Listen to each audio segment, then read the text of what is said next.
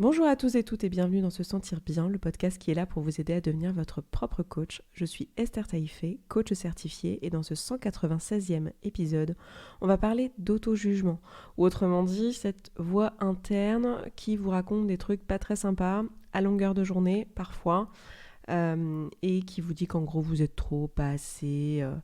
Bref, je pense que vous connaissez, tous les humains connaissent ça. Donc déjà, si je peux commencer par là et vous dire que si vous avez ressenti au moins une fois ça dans votre vie, ou que vous le ressentez en ce moment et que parfois c'est même la voix dominante dans votre esprit, eh bien sachez que c'est normal. C'est juste être un humain ou une humaine que de vivre avec ce genre de pensée. Donc j'avais envie aujourd'hui d'en parler et d'en parler sous un angle que je n'ai pas encore abordé sur ce podcast, à savoir sous l'angle du jugement de nos propres émotions. C'est quelque chose que je vois souvent, c'est-à-dire qu'on a souvent un discours interne comme ça, avec des pensées qui créent de la non-confiance en soi, de la non-estime de soi, du non-amour de soi. Tout ça, ce sont des sujets qu'on a déjà abordés de nombreuses fois et qu'on continuera à aborder évidemment sous différents angles. Et une façon dont ça se manifeste, c'est aussi par le biais du jugement de nos propres émotions. On a tendance, en fait, à supprimer nos émotions dès qu'on les remarque, en se disant qu'elles sont pas légitimes, qu'elles sont quand même trop présentes, ou que ce ne sont pas les bonnes. Et j'ai vraiment envie qu'on prenne le temps aujourd'hui de discuter de ça, parce que c'est quelque chose que je vois très souvent et qui peut faire beaucoup de mal, rien que le fait de ne pas accueillir les émotions, de ne pas leur accorder de la place et de partir du principe qu'elles ne devraient pas être là. Que si déjà on était un être humain suffisamment évolué, auto-coaché, suffisamment élevé spirituellement, etc., on ne devrait pas ressentir d'émotions désagréables. Déjà, il y a cette première injonction-là qui est quand même très fausse, parce que c'est tout simplement être un humain, vous le savez. Les émotions, c'est 50-50. On s'attend à avoir 50% d'émotions agréables, 50% d'émotions désagréables, et c'est très bien, c'est plutôt sain. Ça veut juste dire en fait que votre horloge interne, elle est bien calibrée. Parce qu'en fait, ce que vous voulez, vous le savez aussi, mais une émotion, et si vous le savez pas, je vous l'apprends, mais une émotion, c'est là pour vous dire qu'un besoin n'est pas rempli ou qu'un besoin est rempli. C'est juste ça, c'est juste une espèce de boussole interne, une horloge, appelez ça comme vous voulez, une espèce de thermostat en fait, qui vient vous dire ok, donc là ce que tu viens de faire, c'est trop bien, ça te fait te sentir trop bien, t'en as besoin, reviens-y. Je vais penser à des trucs comme connecter avec des gens, dormir, manger, faire des trucs qui sont plaisants, comme je sais pas, des trucs qui ont du sens pour nous. Tout ça, ça va nous procurer des émotions agréables, parce que notre corps est tout simplement en train de nous dire ce que tu viens de faire, c'est cool, ça va te maintenir en vie, c'est bien, ça te nourrit, refais-le, reviens-y, ton besoin est rempli. Ton besoin de connexion, ton besoin de sécurité émotionnelle, ton besoin de sécurité matérielle, ton besoin d'appartenance, d'amour, d'estime, ton besoin de vivre selon tes valeurs, tout ça, c'est rempli par cette activité-là, et c'est pour ça que tu te sens en joie, enthousiaste, heureux, toutes ces choses agréables que tu peux ressentir quand tu fais des choses qui nourrissent tes valeurs ou tes besoins. Donc c'est plutôt une bonne chose. Et à l'inverse, quand on a des choses qui nous arrivent ou quand on fait des choses qui ne nous nourrissent pas, on va ressentir des émotions désagréables. Donc comme de la peur, de la tristesse, de l'angoisse, de la déception, du rejet, plein de choses comme ça qui sont pas agréables. Donc je fais une distinction entre les émotions agréables et désagréables. Il n'y a pas des émotions qui sont bonnes et mauvaises, il n'y a pas des émotions qui sont bien ou pas bien. C'est vraiment juste, est-ce que le ressenti, il est plaisant ou déplaisant ? Et en fait, les ressentis déplaisants sont juste là pour nous signaler, pour nous dire, petite alarme, là, c'est pas très cool ce qui est en train de se passer, parce qu'en fait ça remplit pas tes besoins. Donc on a plutôt envie que ça se produise en fait dans notre vie. Et le problème, c'est qu'on a tendance dans notre société à penser qu'on est tous calibrés pareil et qu'on a tous la même horloge interne. Or on n'a pas tous la même horloge interne, parce que ce qui va remplir nos besoins n'est pas égal pour tous les êtres humains. Alors il y a des points communs. Il y a des choses qui vont remplir des besoins pour tout le monde. Je pense que nourrir, ça remplit le besoin physiologique manger, ça remplit le besoin physiologique de se nourrir pour tout le monde. D'accord ? Mais il y a des trucs qui ne sont pas remplis de la même manière chez différentes personnes. Ne serait-ce que par nos modes de fonctionnement. On a parlé récemment du MBTI, ne serait-ce que par le fait que vous soyez introverti ou extraverti. La façon dont vous allez remplir le besoin de repos émotionnel, ça va pas du tout être de la même façon. Il y en a qui vont se recharger émotionnellement en étant au contact des autres si vous êtes extraverti. Il y en a qui vont se recharger émotionnellement en étant tout seul si vous êtes introverti. Donc rien que ça déjà, ça nous montre qu'on n'a pas tous et toutes le même mode de fonctionnement et qu'on va pas tous et toutes remplir nos besoins de la même manière. Donc notre horloge, elle va pas, ou notre boussole, je vais plutôt parler de boussole, elle n'est pas calibrée de la même manière. Donc le problème, c'est qu'on vit dans un monde où, pour simplifier, pour fonctionner ensemble, on a globalement mis des règles qui fonctionne sur une certaine boussole, qui est finalement pas très loin de la majorité d'entre nous, et c'est pour ça que ça marche bien, mais qui est une espèce de boussole qui correspond en gros à une pyramide de Maslow typique, d'accord ? Donc la pyramide de Maslow, je vous le rappelle, c'est la pyramide des besoins, où vous avez tout en bas les besoins physiologiques, juste au-dessus le besoin de sécurité, juste au-dessus le besoin d'appartenance, d'amour, encore au-dessus d'estime et de reconnaissance sociale, et encore au-dessus de valeurs. Donc c'est 5 étages comme ça de besoins que tous les humains ont, qui se remplissent globalement dans l'ordre. Et tout en haut, on a les valeurs. Et donc déjà, on part du principe qu'on a tous les mêmes besoins, qui se remplissent tous de la même manière. Alors je viens de vous dire à l'instant avec un exemple qu'en fait, même sur des choses physiologiques, même sur des choses en dehors des valeurs, donc dans le reste de la pyramide de Maslow, comme l'estime des autres, etc., on va pas tous et toutes le remplir de la même manière. Déjà, rien que ça. De par nos modes de fonctionnement, de par ce qui nous touche, de par ce qui résonne pour nous. Et en plus de ça, tout en haut, on n'a pas le même système de valeurs. Et dans notre société, on marche avec un certain système de valeurs, d'accord, qui est commun à tout le monde, juste pour créer des règles, d'accord, et qui globalement fait que ça maintient les humains en vie. C'est globalement ça qu'on essaye de faire, c'est de préserver notre espèce, ce qui n'est pas complètement idiot. Moi, je suis assez d'accord avec ça, finalement, même si des fois, ça nous amène à des trucs qui nourrissent pas mes valeurs, comme avoir des règles un peu chiantes, administratives. Bon, c'est pas très... Moi, j'aime pas, tu vois, ça correspond pas à ce qui, moi, me met en joie et ce qui, moi, me nourrit, mais je peux reconnaître le fait que ça fonctionne et que du coup, globalement, on est une société qui marche ensemble, etc., etc., et que ça serait un peu compliqué si tout le monde fonctionnait comme moi et si on mettait tout à mon système de valeurs, parce que globalement, il n'y aurait pas trop de pérennité, il n'y aurait pas trop d'unicité dans tout ça. Donc, ce qu'il faut comprendre, c'est que notre société marche selon cette pyramide de Maslow typique. Donc, on attend de nous certaines réactions émotionnelles, on attend de nous que certaines choses nous fassent sentir d'une certaine manière parce que ça devrait vouloir dire que tel ou tel besoin n'est pas rempli, donc on devrait se sentir de telle façon, et à l'inverse, que telle ou telle chose devrait nous sentir de telle manière parce que ça devrait remplir tel ou tel besoin ou telle valeur, et du coup on devrait se sentir super bien. Le problème, c'est qu'avec ces attentes émotionnelles qu'on a sur nous-mêmes, qui est lié à ce système en fait de société qui marche bien, je le rappelle, c'est pas pour le critiquer, il y a quand même un intérêt à avoir ça, eh bien nous on va s'auto-juger en se disant mais attends, je n'ai pas le bon ressenti ici. Là on vient de m'annoncer à la télévision qu'il y avait des gens qui étaient morts à l'autre bout du monde et je ne suis pas dévastée. Pourquoi ? Qu'est-ce qui se passe ? Est-ce que ça veut dire que je suis une mauvaise personne ?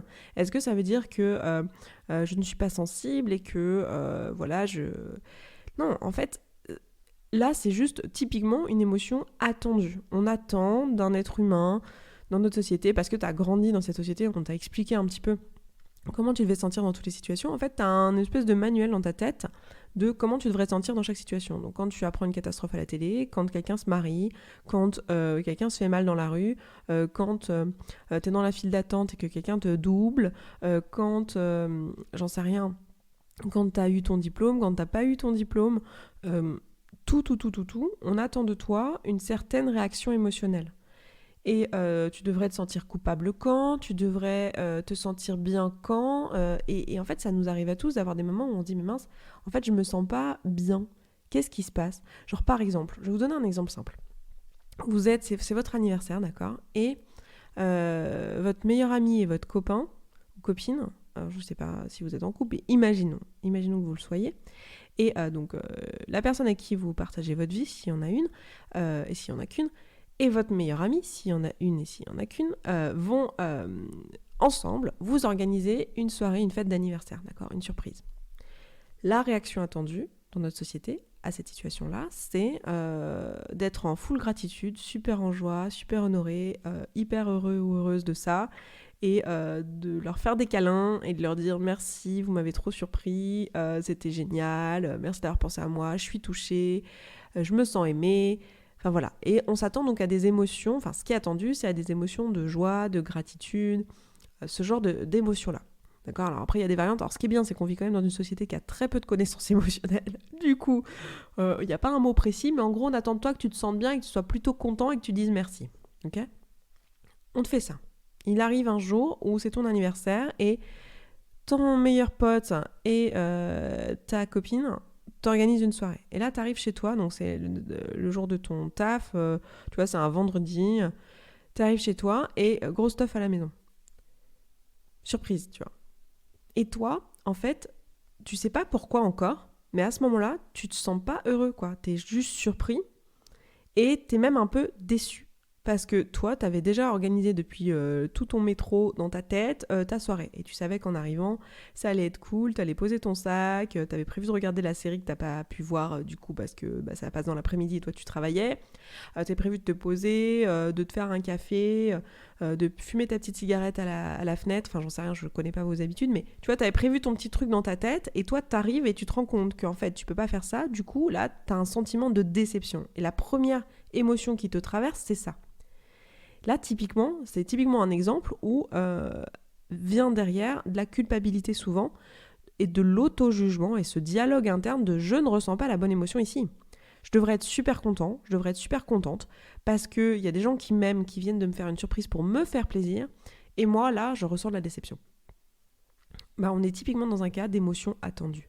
Parce qu'on s'attend ici à ce que ton besoin, le jour de ton anniversaire, ça soit de te sentir aimé, de te sentir entouré, d'avoir de la connexion et que du coup la façon de remplir ça, c'est en étant proche des gens qui t'aiment et ce soit en faisant une grosse teuf, quoi. En fait, on attend de la plupart des gens de façon qu'ils soient extravertis. C'est ce qui est valorisé dans notre partie de la société. C'est intéressant parce que dans d'autres cultures, c'est pas ce qui est valorisé. Mais en France, en tout cas, en Belgique, en Europe, de manière générale et en Amérique du Nord, c'est ce qui est valorisé, l'extraversion.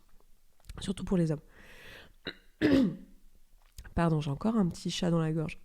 Et donc là, on attend de toi que tu sois super content. Et en fait, tu l'es pas. Donc, qu'est-ce qu'on fait avec ça ? Moi, ce que j'ai envie de vous proposer, en fait, dans cet épisode de podcast, c'est déjà un minimum de compréhension de tout ça et de savoir, en fait, que c'est ça qui se passe à ce moment-là. C'est pas que t'es pas content, c'est pas que t'as pas de la gratitude, c'est pas que t'aimes pas tes amis, parce que rapidement vient un auto-jugement avec de la culpabilité.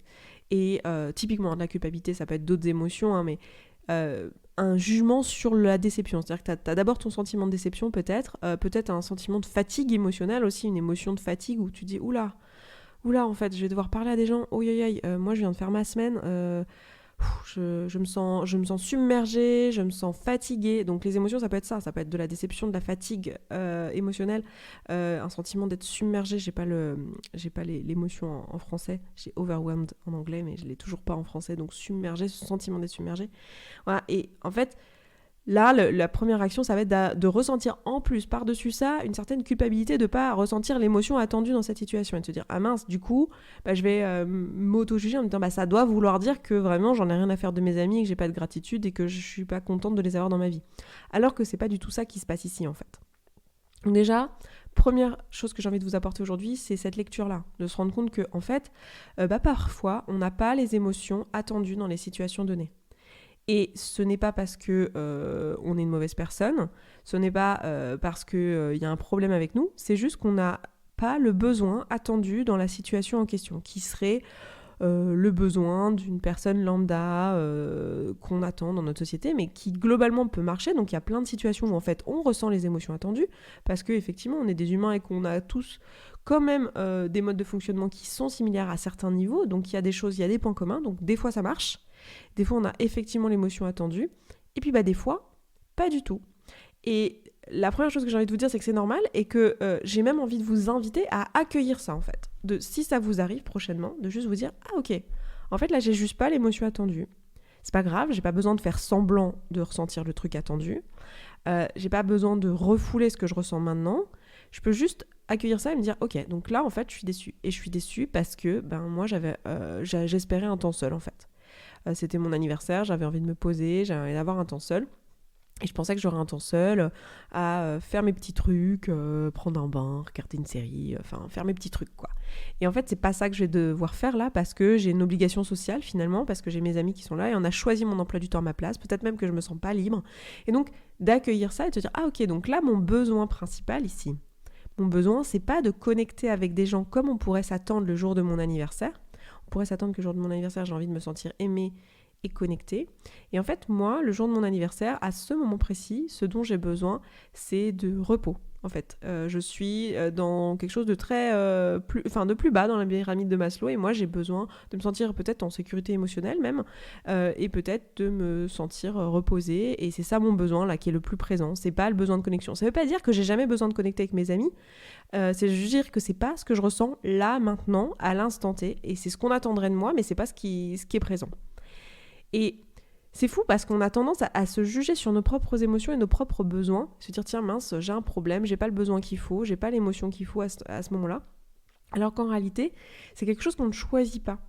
Je ne choisis pas comment je me sens en fait. Je ressens des choses qui sont liées aux besoins qui sont présents avec moi-même. Alors là, vous allez me dire, mais attends Esther, t'es pas en train de nous dire depuis 180 et quelques épisodes qu'on peut gagner en indépendance émotionnelle et qu'on peut choisir nos pensées, donc on peut choisir comme on se sent et qu'on peut même choisir de se sentir bien, et c'est même le nom de ton podcast, et là tu es en train de nous dire qu'on ne choisit pas nos émotions.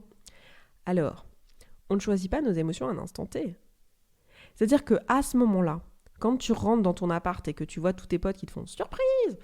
à ce moment-là, c'est l'émotion qui te traverse, c'est ta circonstance en fait.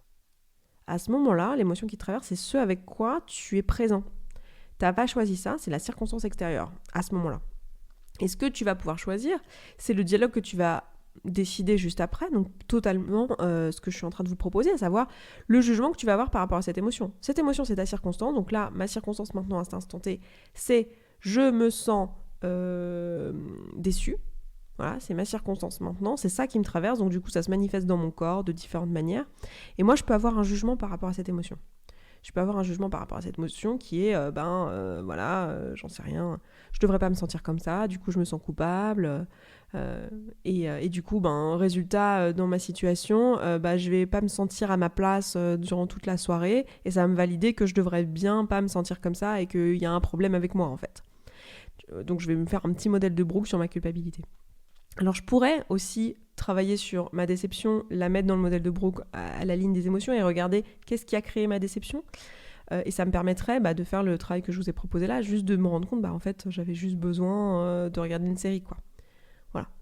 Après, à vous de décider si vous voulez changer ça, mais très souvent sur la situation, moi, j'ai pas du tout envie de vous encourager à vous auto-coacher sur vos besoins et vous auto-raconter l'histoire que le besoin n'est pas présent. Bien sûr que si, que le besoin est présent. Et l'émotion, elle est juste là pour vous signaler que ce besoin est présent. Donc, qu'est-ce qu'on fait dans cette situation-là ?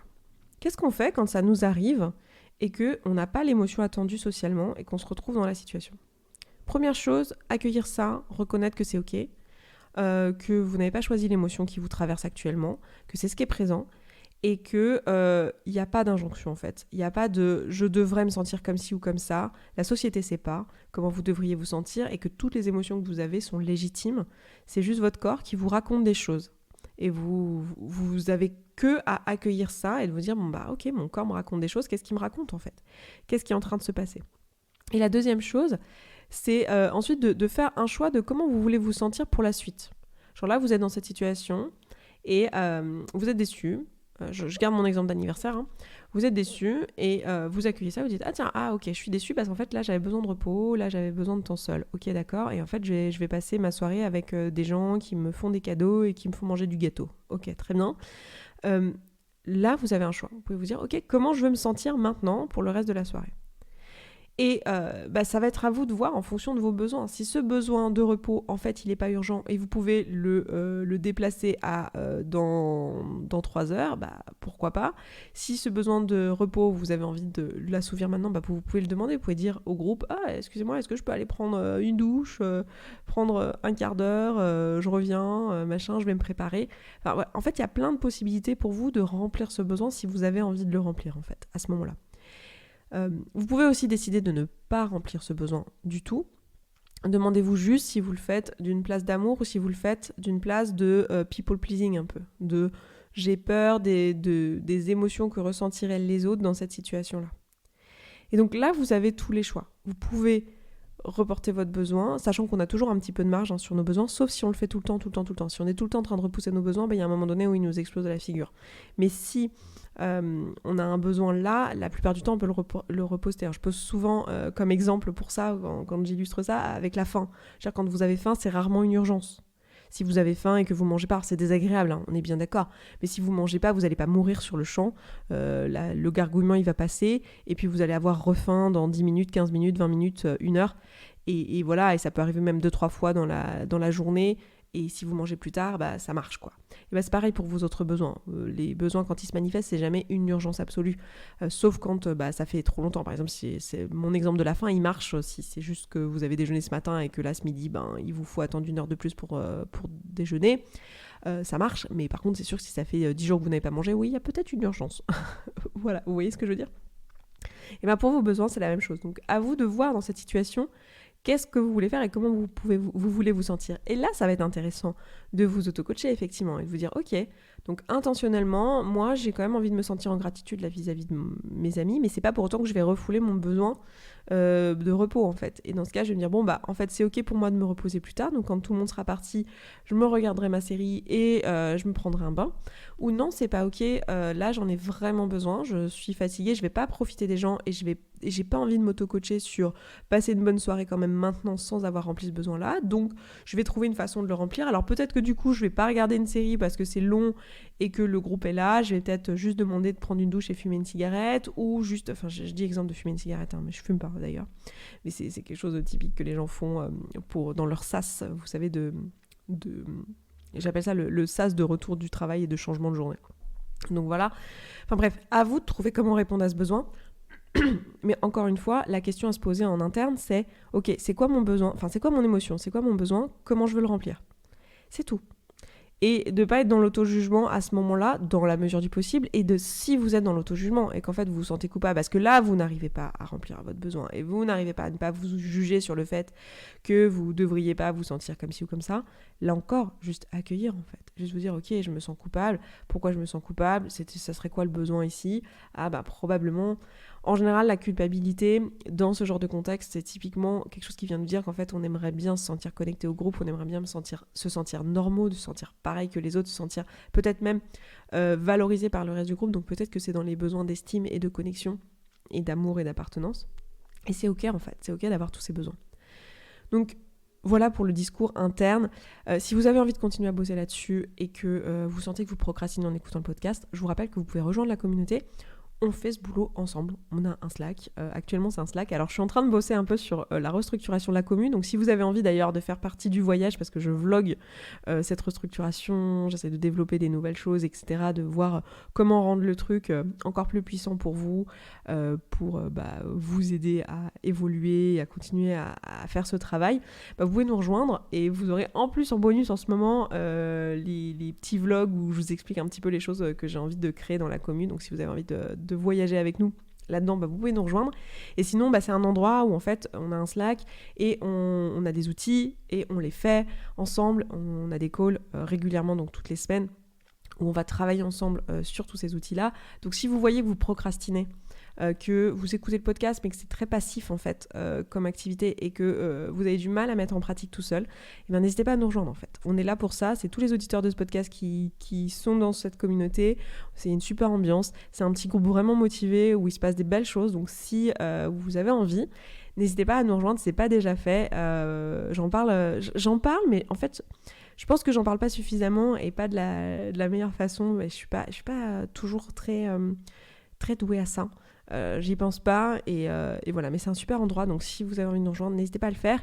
Et vous pouvez aussi prendre des coachings là-bas, enfin il y a plein de choses, vraiment il y a une belle émulation, donc n'hésitez pas à nous rejoindre. Et puis moi je m'arrête là. Ah oui, je vous rappelle aussi que vous pouvez vous inscrire à la retraite pour le mois de janvier.